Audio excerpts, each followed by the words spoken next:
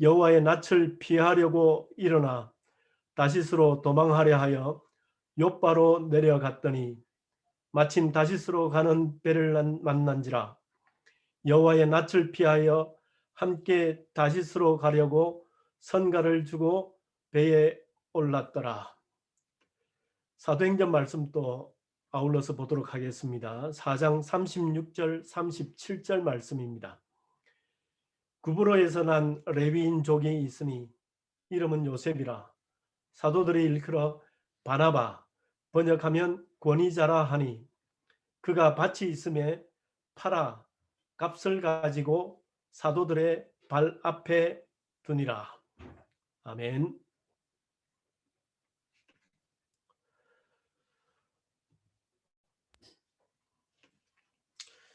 네, 우리가 살아가는 길, 인생길을 주로 길이라고 표현합니다. 길에는 출발지가 있고 또 종착지가 있는 것처럼 우리들이 살아가는 인생길에도 출발 지점이 있고 또한 종착지가 있습니다. 살아온 길이 있고 또한 살아갈 길이 있는 것이죠.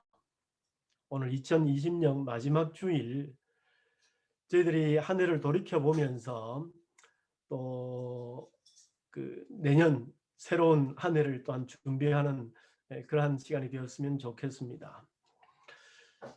제가 질문을 하나 하겠습니다.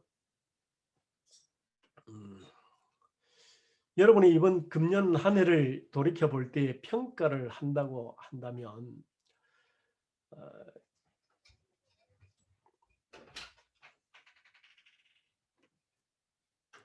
던일까요? 난일까요? 우리가 던이라고 한다 그러면 계획했던 여러 가지 일들을 대부분 수행을 했다, 다 완성을 했다라고 하는 의미가 될 것이고요. 만약에 넌이라고 한다 그러면 계획했던 일들 잘 하지 못했고 참 실망스러운 한 해였다, 이렇게 이제 그 평가를 할 수 있을 겁니다. 그런데 우리가 그 한 해를 또는 그동안의 일들을 평가를 할 때에 그동안에 했던 그 결과를 가지고 우리가 많이 평가들을 합니다. 한 해를 평가를 하면서 무엇을 이루었는가를 가지고 평가를 한다는 것이죠. 그런데 과연 우리가 평가를 할 때에 우리가 단의 인생을 살았다, 단의 한 해를 살았다라고 할 때에, 그리고 던의 그 평가 항목이 많으면 과연 우리는 성공적인 삶을 살았고 또 넌이면 실패의 삶 혹은 또 잘못 살아온 삶일까요? 모든 것이 던이라도 또 모든 것이 만족할 만할지라도 만약에 걸어가는 방향이 잘못되었으면 어떻게 되는 것일까요? 또 즉 계획한 대로 무엇을 이루었는가 보다 우리가 한 해를 돌이켜 볼 때에 어떻게 살아왔는가 또는 어디로 가고 있는가가 더 중요한 문제일 것입니다. 그래서 오늘 이 문제를 생각해 보기 위해서 두 사람의 인생을 우리가 함께 생각해 보기를 원합니다. 요나와 바나바입니다. 이 두 사람의 삶은 하나님을 따라가는 삶이었음에서는 동일하지만 그러나 확연히 다른 삶을 살아왔습니다. 먼저 요나를 우리가 한번 보도록 하겠습니다. 요나 1장 1절부터 3절까지 제가 다시 한번 읽겠습니다. 여호와의 말씀이 아미떼의 아들 요나에게 임하니라. 이르시되 너는 일어나 저 큰 성읍 니느웨로 가서 그것을 쳐서 외치라. 그 악독이 내 앞에 상달하였음이니라 하시니라. 그러나 요나가 여호와의 낯을 피하려고 일어나 다시스로 도망하려 하여 욥바로 내려갔더니 마침 다시스로 가는 배를 만난지라. 여호와의 낯을 피하여 함께 다시스로 가려고 선가를 주고 배에 올랐더라. 자, 우리 요나의 인생 잘 알지 않습니까? 요나는 직업이 뭔가요? 요나의 하는 일이 무엇입니까? 그는 바로 선지자입니다. 선지자는 뭐죠? 하나님의 말씀을 받아서 하나님의 말씀을 세상 가운데 선포해야 하는 자가 바로 어, 선지자입니다. 그 요나는 바로 그러한 의무가 있었던 사람이죠. 자, 그런데 요나가 어떻게 하죠? 하나님께서 그 아수르의 수도였던 니느웨에 가서 외쳐라, 회개하도록 하라라고 말씀하셨을 때에 요나는 그 길을 가지 않고 니느웨로 가는 800km의 그 길을 가지 않고 그때 세상의 끝이라고 할 수 있는 스페인으로까지 도망을 치렸던 사람입니다. 그래서 그는 물고기 뱃속에서 결국 3일 동안 있게 되고요. 거기서 회개를 하고 난 다음에 하나님께서 이르시는 니느웨로 가서 복음을 회개를 외치게 되죠. 멸망을 외치게 되죠. 그랬을 때 그 결과가 어떻게 됩니까? 그 왕으로부터 시작해서 모든 백성들이 다 죄를 뒤집혀지고 회개를 하는 역사가 일어나죠. 그렇다고 한다면 그 요나의 인생은 던의 인생일까요? 난의 인생일까요? 예.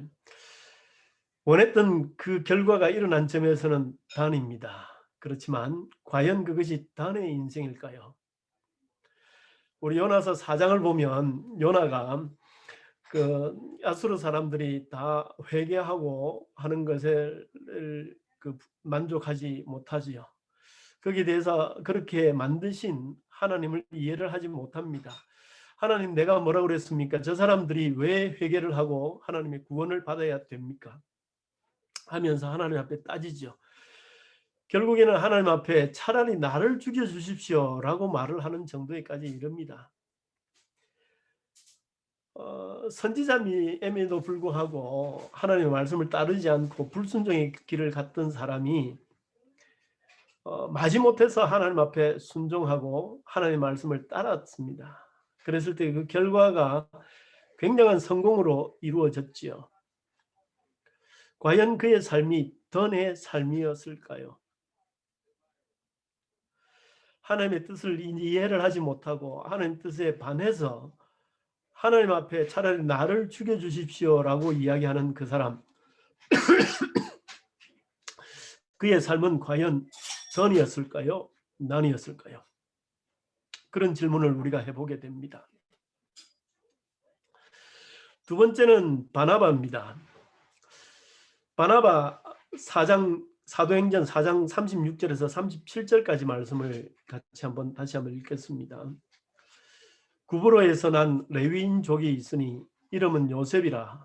사도들의 일컬어 바나바, 번역하면 권위자라 하니 그가 밭이 있음에 팔아 값을 가지고 사도들의 발 앞에 두니라. 자, 구브로에서 난 레위인. 구브로는 바로 여기입니다. 사이프러스 또는 키프로스라고 하는 섬이죠. 여기가 바나바의 고향입니다. 여기서 태어난 사람이 바나바. 그 사람의 이름은 요셉이라고 합니다. 레위인인데요, 요셉. 그런데 사도들이 그에게 별명을 붙여줍니다. 바나바. 번역하면 권위자. 이 권위자는 힘이 있고 권위가 있는 자, 이 말이 아니고요. 권고하고 위로하는 자라고 하는 의미입니다. 그는 사람을 도와주는 사람이었습니다. 그는 위로하는 자였습니다. 격려하고 용기를 주는 사람이었습니다. 얼마나 위로를 잘하는 사람이었기에 사도들이 그를 위로의 아들, Son of Encouragement라고 불렀을까요? 그의 삶은 사도 바울과 밀접한 관련이 있지요. 사도행전 9장 27절을 보니까 사울이 이제 회심을 하고 예루살렘에 있는 그 사도들을 만나기를 원했죠. 그러나 그 이전에 사울의 모습이 어떠했던가를 잘 아는 사람들이었기 때문에 사울을 믿지 않습니다. 그래서 사울을 만나려고 하지 않을 때에 그 사울을 불러다가 함께 사도들에게 가서 그를 변호했던 사람이 바로 바나바지요. 그뿐만 아닙니다. 유대인들이 사울을 죽이려고 할 때 사울은 자기 고향 다소에 가서 10년 동안 외로운 생활을 하게 됩니다. 그러고 있는 동안에 스데반의 순교로 인해서 각지에 퍼졌던 사람들이 안디옥에 가서 안디옥의 교회를 개척을 하게 됩니다. 자, 지도를 보도록 하겠습니다. 예. 그 안디옥에 가서 이제 교회를 개척을 할 때에 거기서 얼마 떨어지지 않은 다소에서 생활하고 있던 사울을 불러서 안디옥에서 같이 사역을 시작했던 사람이 바로 바나바입니다. 그리고 그 안디옥 교회가 어떤 교회였는가 보니까 사도행전 13장 1절을 보니까 안디옥 교회에 선지자들과 교사들이 있으니 곧 바나바와 니게르라 하는 시므온과 구레네 사람 루기오와 분봉왕 헤롯의 젖동생 마나엔과 및 사울이라. 이 사람들은 안디옥 교회의 지도자들이었습니다. 그 사람들이 어떤 사람들이었는가? 레위인과 흑인과 이방인과 왕족과 바리새인, 이 사람들이 이런 여러 곳에 떨어져 있던 사람들이 안디옥에 모여서 교회를 개척한 겁니다. 여기에 지도자가 바로 바나바였습니다. 교회의 이상적인 교회, 그 바로 유니버셜하고 보편적인 교회를 안디옥 교회는 이루어가고 있었던 것이죠. 여기에 지도자가 바나바였고요. 바나바는 격려자, 위로자의 모습으로 이 교회를 목양을 했던 것입니다. 거기에 바나바가 지도자였고 사울도 함께하고 있었던 겁니다. 그런데 바나바와 바울이 안디옥 교회에 파송을 받게 되죠. 그래서 1차 전도 여행을 하게 되는데 그 전도 여행 경로가 안디옥을 출발해서 구보로를 거쳐서 이제 현재 터키 지방인 그 소아시아 지방으로 가는 것이었습니다. 그런데 이렇게 가는 동안에 그 바나바의 리더십이 점차 사울에게로 옮겨가는 것을 보게 됩니다. 성경을 보게 되면 시작할 때는 바나바와 사울로 시작했다가 그 다음에는 바울이라고 하는 사울로 명칭이 바뀌었다가 이제는 바울과 및 동행하는 사람들로 표현이 구부를 떠나올 때는 그렇게 바뀌게 되는 겁니다. 리더십이 변하게 되는 것이죠. 그뿐만 아니고요. 마가가 버가에서 돌아가게 됩니다. 그죠? 그리고 그 바울과 바나바는 이제 그 1차 전도 여행을 이렇게 해서 이제 다 마치게 되고요. 2차 전도 여행할 때에 문제가 생기죠. 그 문제는 바로 1차 전도 여행 때에 포기하고 돌아갔던 마가 때문에 생기는데요. 바울은 1차 전도 여행 때 포기하고 돌아갔던 나약한 마가와 동행할 수 없다라고 하고 바나바는 같이 가자고 하지요. 그렇게 해서 이제 둘이서 크게 싸우게 되고 결국은 바나바는 마가를 데리고 구브로로 가게 되고요. 자신의 고향이었던 구브로로 가게 되고 바울은 신라를 데리고 예정했던 그 아시아 지방으로 2차 전도 여행을 떠나게 됩니다. 자, 바나바의 인생을 우리가 이루면서 이제 끝이 나게 됩니다. 그 이후에 바나바는 성경에서 사라지고 맙니다. 구브로로 마가를 데리고 돌아간 그 이후에 바나바는 성경의 기록에서 사라지고 맙니다. 더 이상의 기록이 남아있지 않는 것이죠. 바나바는 사울을 사도 앞에서 변호했던 자입니다. 10년 동안 고향인 다소에서 지내던 사울을 데려다가 같이 동역을 했던 사람입니다. 그러나 전도 여행이 시작되면서 주도권이 바울에게로 넘어가고요. 2차 전도 여행 때는 바울과 결별하게 되고 마가와 함께 고향으로 돌아가 역사의 기록에서 점점 사라져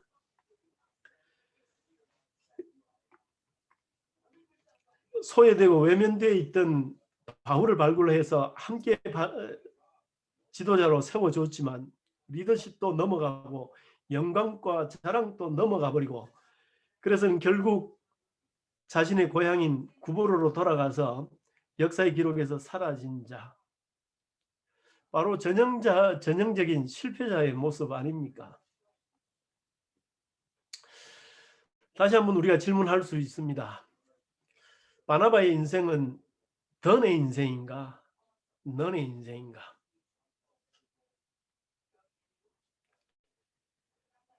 점점 더 역사의 기록에서 사라져가며 쓸쓸히 없어져가는 그 기록을 본다면 그는 너의 인생처럼 보입니다. 그러나 정말 너의 인생일까요?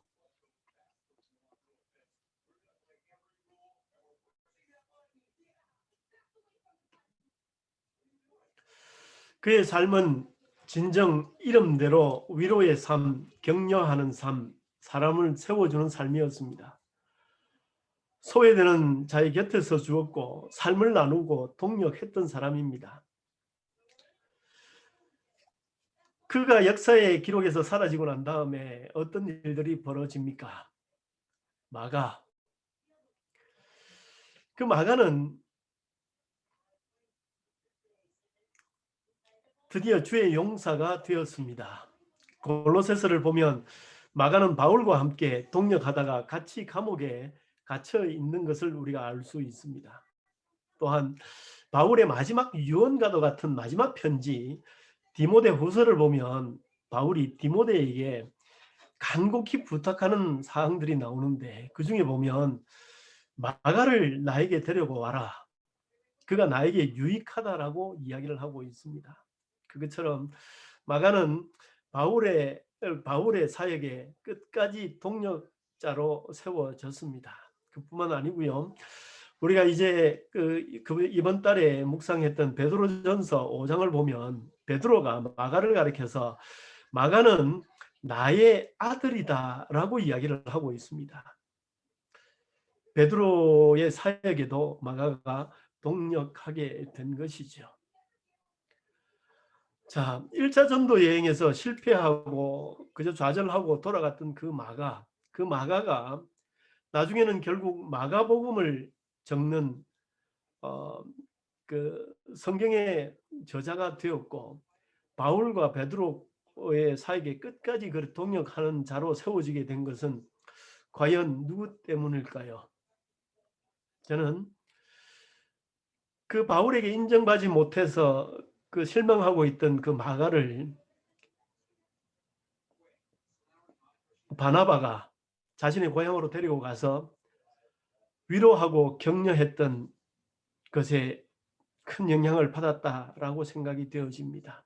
바나바의 사랑과 위로와 격려가 없었다면 마가의 뒤에 그러한 삶도 아마 없었지 않았나 생각이 되어집니다. 그뿐만 아니죠. 바나바가 도와줬던 또 함께했던 그 바울은 어떻게 됩니까? 신약 성경에 13권을 적는 그 엄청난 하나님의 사역자가 된 사람이 바로 바울이죠. 그 바울에게도 그 바나바의 섬김이 없었다면 그러한 삶이 이루어지지 않았을 겁니다. 그렇다고 한다면 비록 점점 더 역사의 뒤안길에서 물러난 마치 넌과 같은 삶을 산 그 바나바, 그의 삶을 우리가 과연 넌이라고 평가할 수 있을까요? 그의 삶은 진정 던의 삶이었습니다. 비록 넌처럼 보일지라도 이러한 삶이 진정한 던의 삶이 아닐까요? 그러면 저와 여러분에게 이러한 질문을 동일하게 할 수 있습니다. 우리들의 삶은 과연 넌의 삶이었나요? 너의 삶이었나요? 난처럼 생각되나요? 아무것도 이룬 것 없고요. 상황은 점점 힘들어가고요. 힘든 생활은 끝도 없이 계속되는 것 같습니까? 여러분의 수고와 헌신을 아무도 몰라주는 것 같습니까? 사람들의 관심에서 점점 더 멀어지는 것 같습니까? 외롭습니까? 낙심됩니까? 그러나 여러분의 말과 행실로 어느 누군가가 용기를 얻었다면, 어느 누군가가 격려를 받고 위로를 받았다면, 어느 누군가가 낙심과 좌절의 상태에 있다가 세움을 입었다면, 아니, 아직 우리가 결과를 보지 못하고 그 결과를 알지 못할지라도 여러분이 아파하고 힘들어하는 어느 누군가의 곁에 있어 주었다면, 그를 위로하고 격려하였다면, 혹은 그와 함께 여러분의 삶을 나누었다면, 여러분의 삶은 난이 아니라 단입니다. 난이 아니라 단의 삶을 사신 겁니다. 결론을 맺겠습니다. 다시 질문하겠습니다. 여러분의 2020년은 던의 길이었나요? 넌의 길이었나요?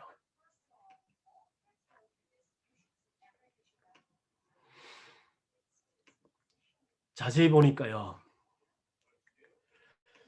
우리가 넌을 삶을 살았던, 던의 삶을 살았던 공통점이 있습니다. 그것은 바로 건이라고 하는 겁니다.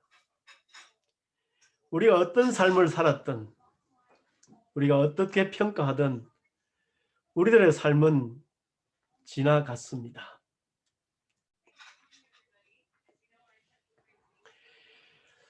우리 모세의 인생을 잘 압니다. 모세의 인생은 120년이었습니다. 그런데 세 부분으로 나눠집니다. 첫 40년, 이후 40년, 그리고 그 이후의 40년간의 인생입니다. 첫 40년간의 인생은 왕궁에서의 삶이었습니다. 왕자로서의 삶이었습니다. 우리가 표현하자면 던의 삶이었다라고 이야기할 수 있을 겁니다. 두 번째 삶은 광야에서의 삶입니다. 그 삶은 우리가 표현하자면 넌의 삶이라고 표현할 수 있을 겁니다. 그러나 모세는 첫 40년 던에도 주목하지 않았고요. 두 번째 40년 넌에도 주목하지 않았습니다. 만약 그가 첫 40년 던의 삶에 주목했다라고 한다면, 내가 누군데 이러한 삶을 살아야 돼, 내가 누군데 이러한 대접을 받아야 돼, 아마 그러한 생각을 했을 겁니다. 만약 모세가 두 번째 넌의 삶에 주목을 했다라고 그런다 그러면, 나는 아무 소용이 없어, 나는 실패했어, 나는 다 소용이 없어, 아마 이런 자포자기의 삶에 빠져 있었을 겁니다. 그러나 모세는 그러지 않았습니다. 단이나 넌의 삶에 주목하지 않았고 거기에 사로잡혀 있지 않았습니다. 모세는 건의 삶을 살았습니다. 그래야 해서 그의 단의 경험도 난의 경험도 모두 활용되어서 나머지 40년의 인생을 출애굽의 지도자로 설 수 있었던 것입니다. 우리가 잘 아는 고린도 후서에는 이런 말씀을 하십니다. 그런즉 누구든지 그리스도 안에 있으면 새로운 피조물이라. 이전 것은 지나갔으니 보라 새 것이 되었도다. 누구든지 단의 인생을 살았든 난의 인생을 살았든 누구든지 그리스도 안에 있으면 새로운 피조물이라. 아멘. 새로운 피조물이라. 이전 것은 지나갔으니 It's gone. 이전 것은 지나갔고 보라 새 것이 되었도다. 하나님의 말씀입니다. 우리들의 삶, 2020년의 삶은 지나갔습니다. 우리가 단으로 평가하든 넌으로 평가하든 2020년은 지나갔습니다. 예수님께서 말씀하십니다. 내가 길이요 진리요 생명이라 말씀하십니다. 요한복음 14장 6절 말씀입니다. 우리들의 삶, 이제 펼쳐지는 2021년의 삶, 우리들에게는 새로운 길이 펼쳐집니다. 우리들이 걸어가야 할 새로운 길이 펼쳐집니다. 어느 누구도 경험해보지 못한 새로운 길입니다. 그러나 우리들에게는 우리들이 경험한 던의 인생이 있습니다. 또한 우리들이 경험한 너의 인생이 있습니다. 우리들의 던의 경험, 난의 경험을 통해서 배운 소중한 경험들이 있습니다. 그리고 우리들이 생활하였고 경험했던 그 모든 것들은 지나갔습니다. 이제 시작되는 2021년 우리 하나님께서 우리와 동행하십니다. 길 되신 예수, 우리의 생명 되신 그 예수와 함께 새롭게 출발하는 2021년, 새로운 기대와 희망과 소망으로 기쁨으로 맞이하도록 하십시다. 아멘. 네, 우리 하나님 앞에 기도하도록 하십시다. 우리에게 생명으로 오시고 우리에게 참된 길로서 우리에게 오셨던 우리 예수 그리스도, 그분을 찬양하십시다. 우리가 경험한 우리의 모든 던의 인생, 또 우리가 경험한 우리의 모든 넌의 인생, 하나님께서 우리가 어떤 상황에 있든 하나님께서 그것을 활용하시며 우리를 부르시고 계십니다. 그 하나님의 부르심에 응답하는 새로운 2021년 하나님 허락하여 주십시오. 우리 하나님 앞에 기도하며 나가도록 하십시다. 함께 기도하겠습니다.